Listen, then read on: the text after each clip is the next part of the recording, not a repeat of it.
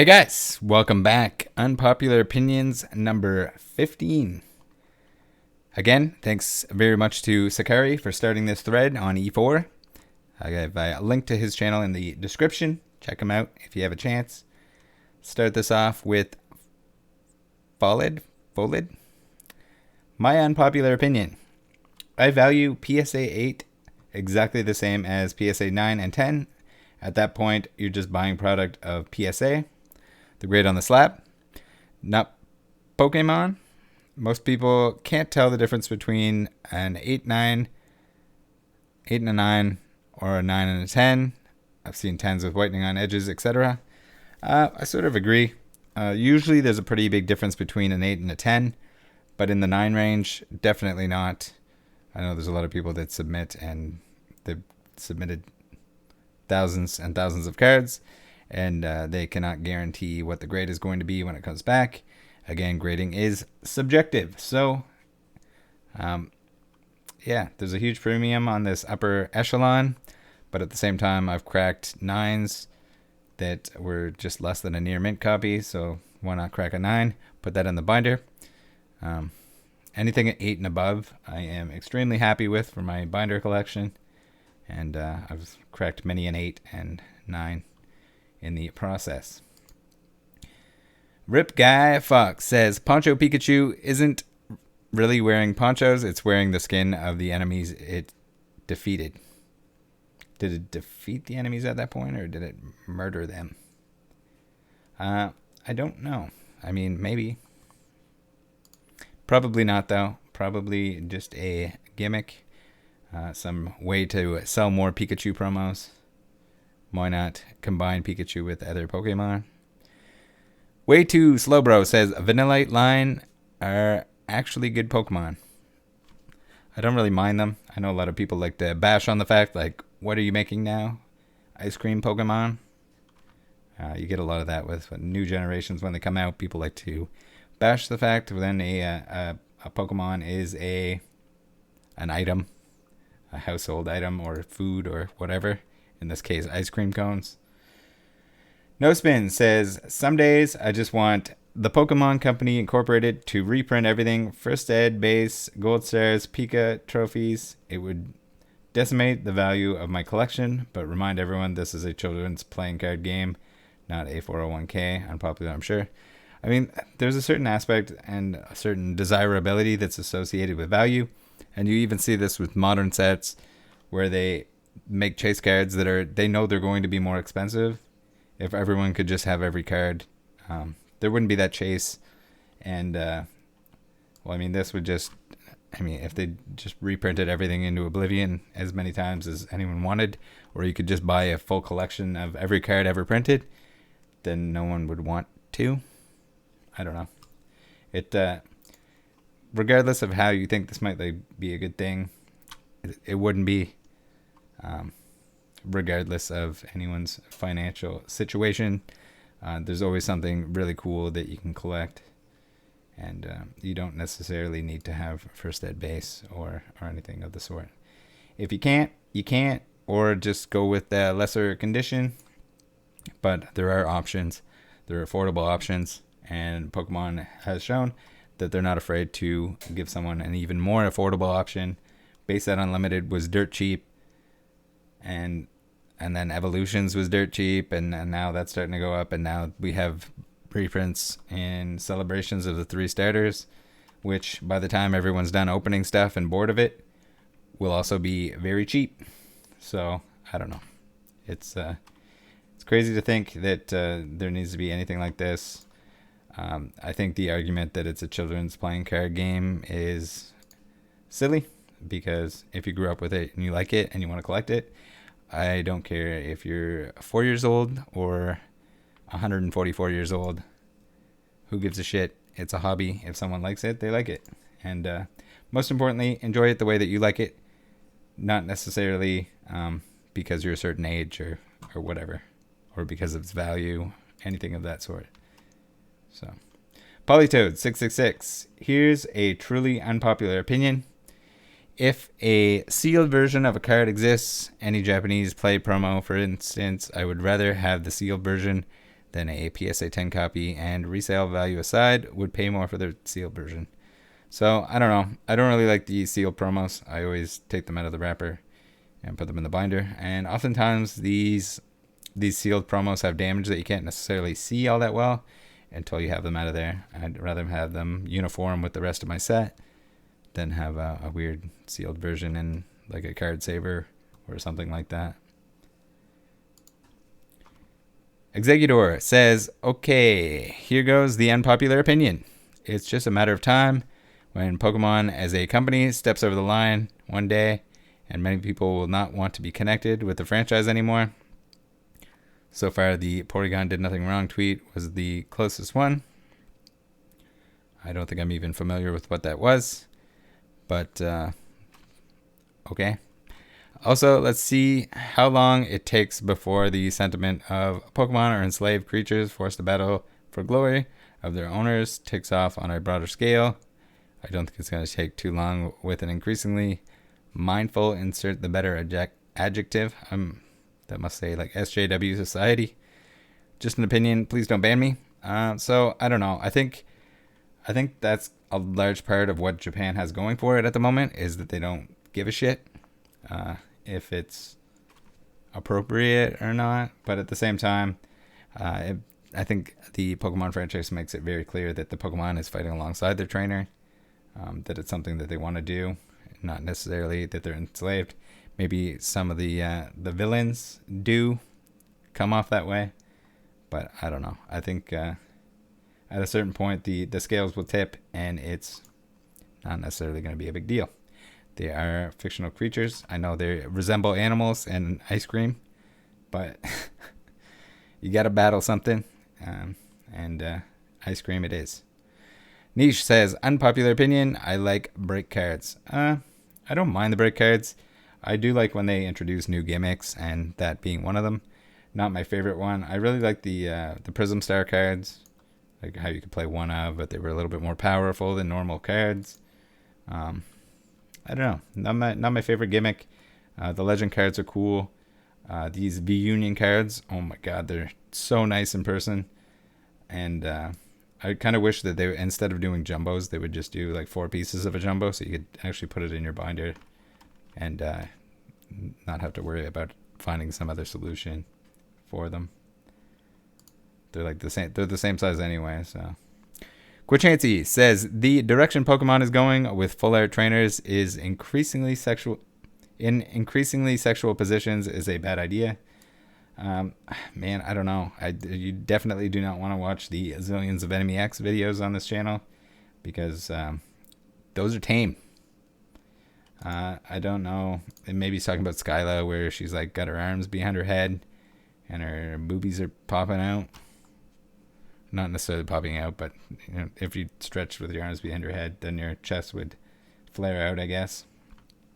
There's a lot of custom art, which is questionable on trading cards, but I don't know. I mean, for the most part, I don't think any of it is really sexual. I mean, I guess that's an opinion. Maybe that's why it's an unpopular one. Not necessarily unpopular that it's a bad thing, but more, I guess I disagree with the fact that it's actually that sexual. I guess it's in the eye of the beholder. Geg89 says, I am sick of hearing about Top Sun and Cardass. So, I don't know, maybe the group that you're hanging out with or talking to the most is very Top Sun and Cardass heavy. Or maybe they collect that, so that's why you hear about it all the time.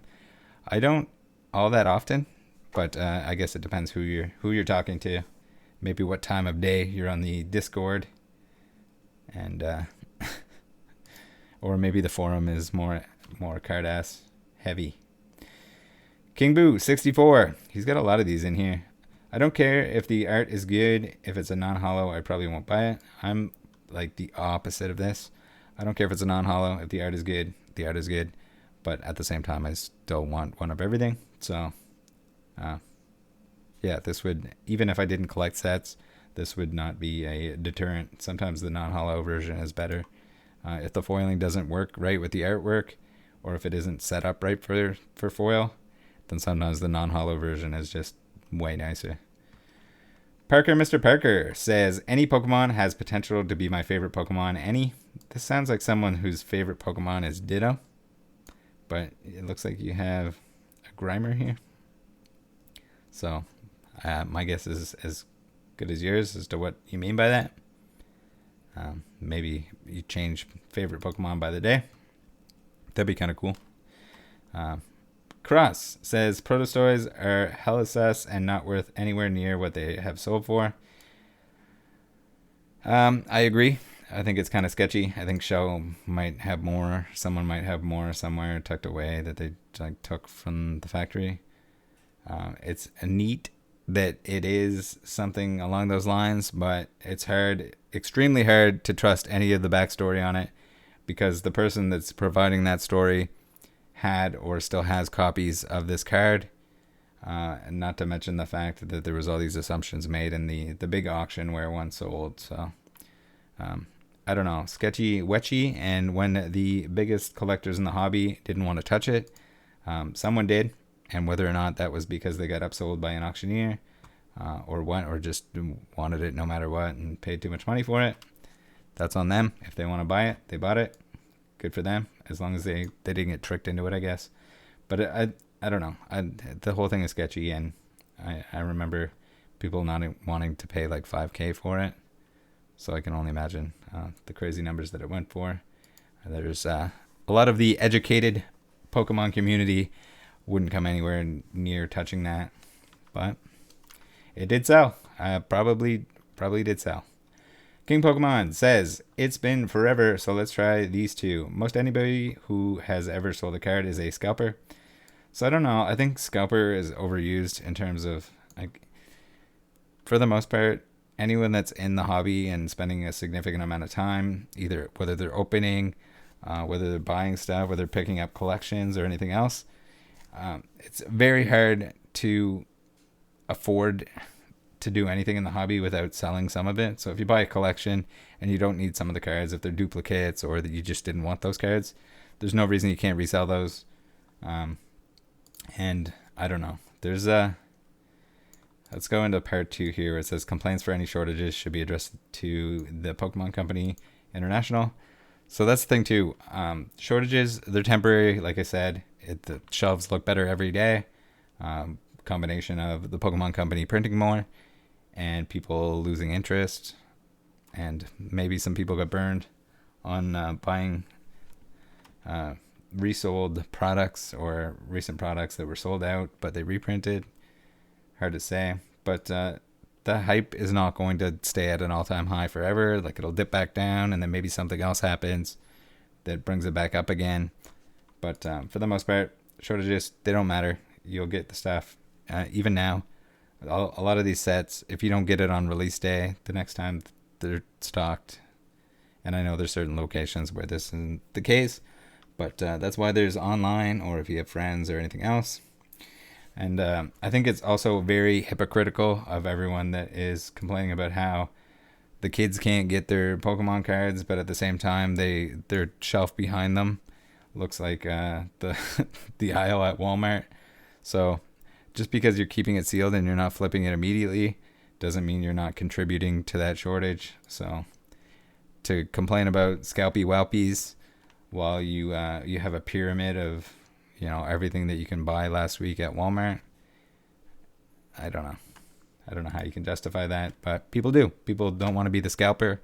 They don't want to be that person, and they're like, oh, I'm holding on to it long term, and then in 6 months they're like, oh, my card broke down and now I need to flip all my Shining Fates or whatever they bought. Niche says, I said this on Discord yesterday, but Pokemon should start a sub-brand that's more mature, adult-themed, while still being official, like how Adult Swim has been a successful part of Cartoon Network for 20 years. Then Pokemon could go back to being 100% wholesome and wouldn't have to show waifu cards, and degenerate neckbeards like me can continue to degenerate. I'm only half joking. So, is there anything on Cartoon Network where they have the same show that's PG and R, rated R? I don't think so. I don't think Pokemon has to do that. I don't think there's any good reason to do that. I think people are kind of overestimating the amount of sexiness in full art trainers and whatever. If it's like the Alola region and someone has a crop top on, it doesn't mean that you have to get all horny about it. I don't know. There's other solutions out there outside of Pokemon, and if you really gotta get your horn on, do that instead.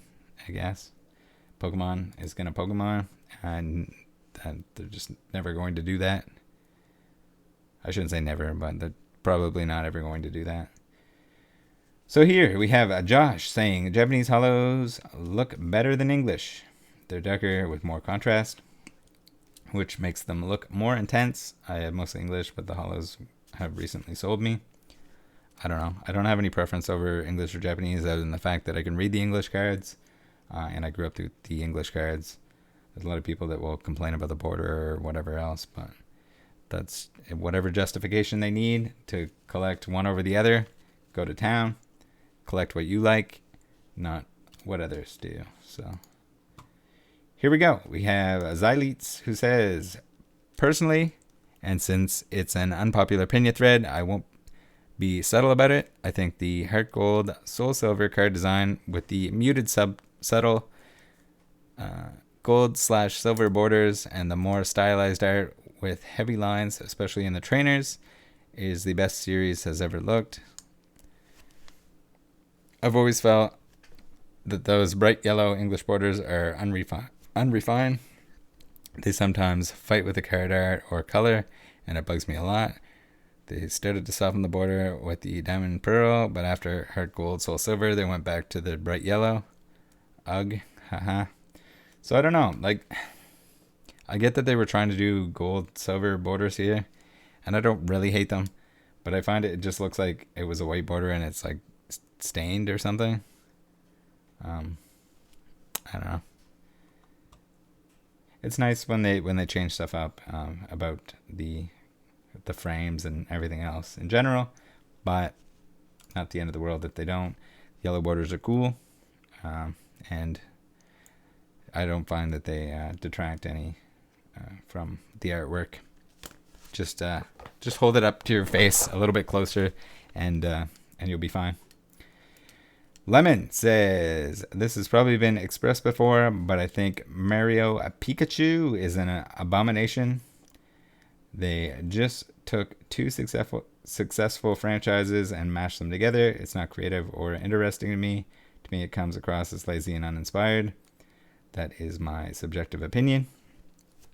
On the other hand, I am still able to look at it objectively and acknowledge that something like that would be a guaranteed massive success, as it appeals to both Mario and Pikachu fans, two titanic franchises that have huge audiences. It's just that for some reason Mario Pikachu reminds me of Edward from Full Metal Alchemist when I look at it. I don't know. I'm not really a big fan of crossovers in general. I think it's kind of like a lazy gimmick. And then I don't know if the Mario Pikachu and Luigi Pikachu are pretty much just along the same lines as it's more of a crossover version of the Poncho Pikachus. Those also don't really do anything for me. But I don't know. People like them, and they were a hit. Kind of surprised that we didn't get anything over here in a similar fashion, but sometimes that happens with Japanese promos.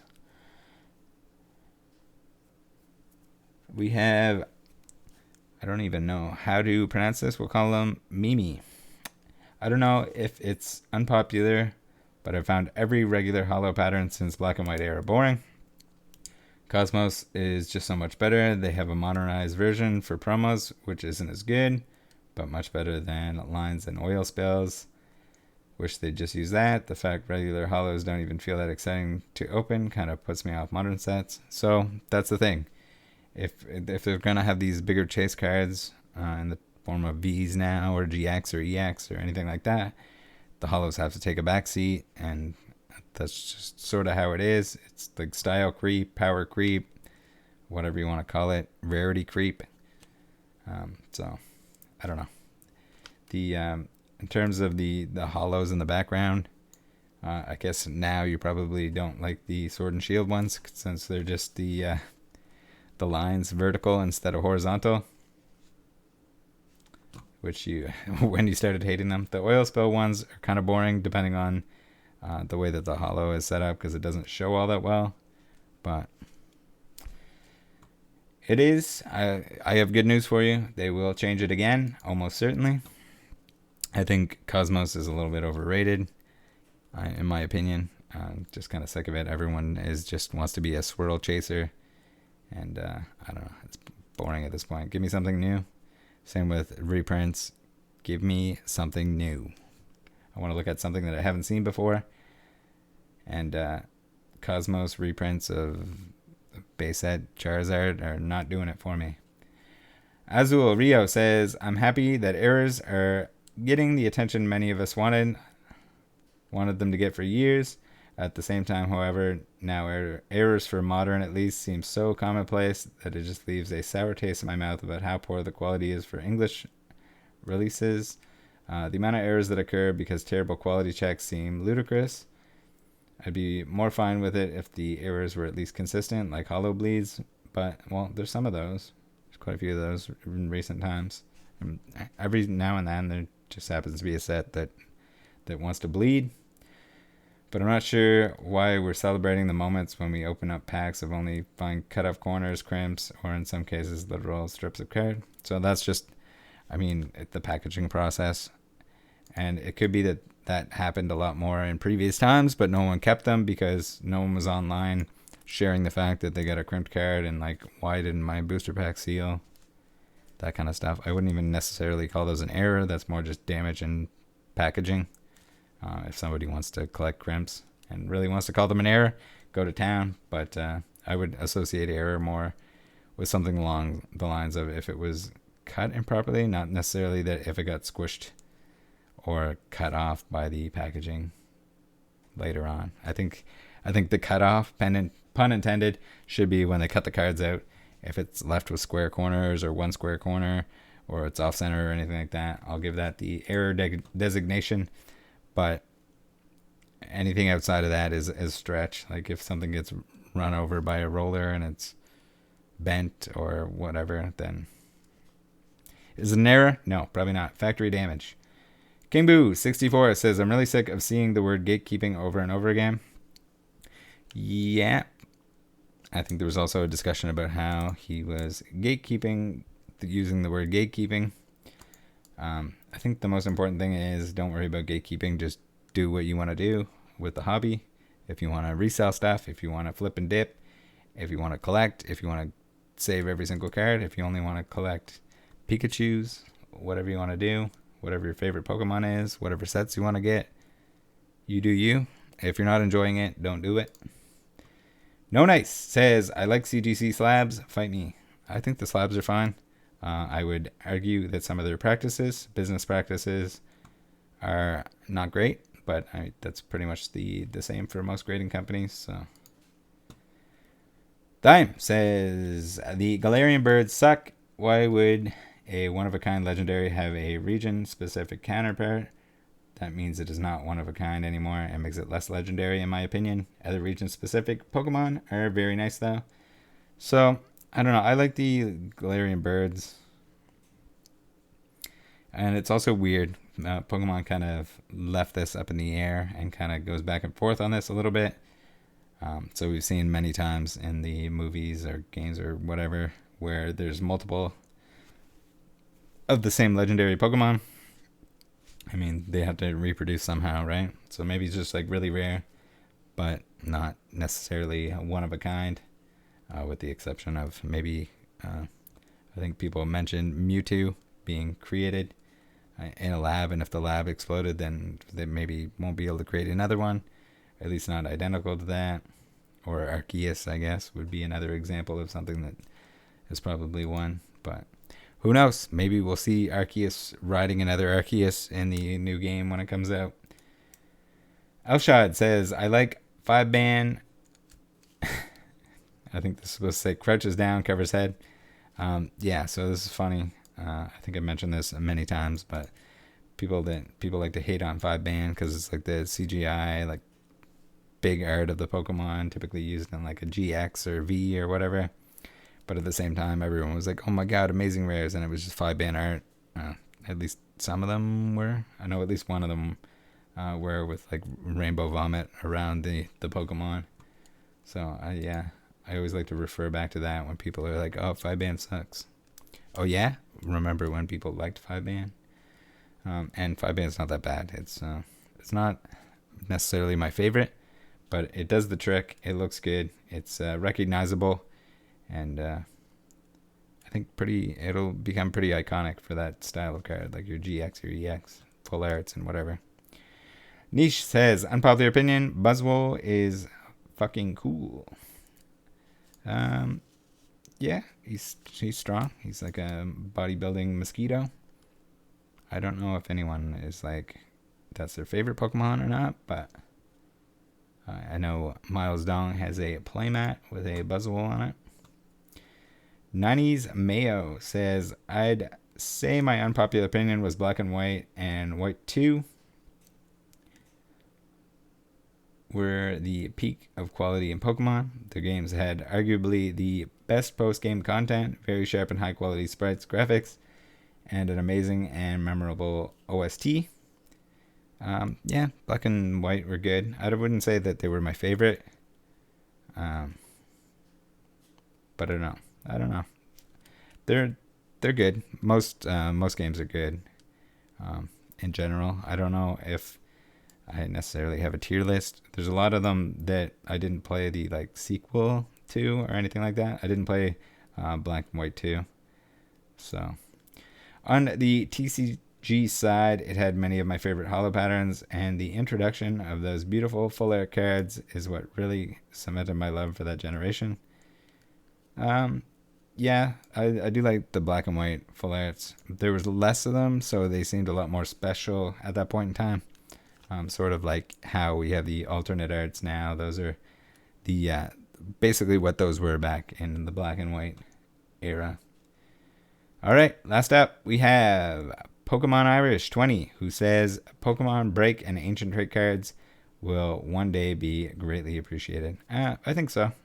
A lot of this stuff, I know Primes, when I first got back in, they were like $10 and less. Like you get them all day. It's same with lv.x is for the most part. But yeah, now they spiked up. So it takes a while sometimes for people to appreciate them. When it's like a generation or two old, I think people have lost interest as much as they can possibly lose interest in them. But even then, even like Diamond and Pearl era, all that stuff was sort of like super quiet.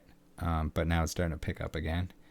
Maybe a little bit to do with the games coming out, but I think just in general, it starts to become older and people want to go back and take a look at it. So maybe the people that grew up with those sets get back into it, or whatever else. Just people want to reach back. The price of the sealed product gets expensive, so the singles go up.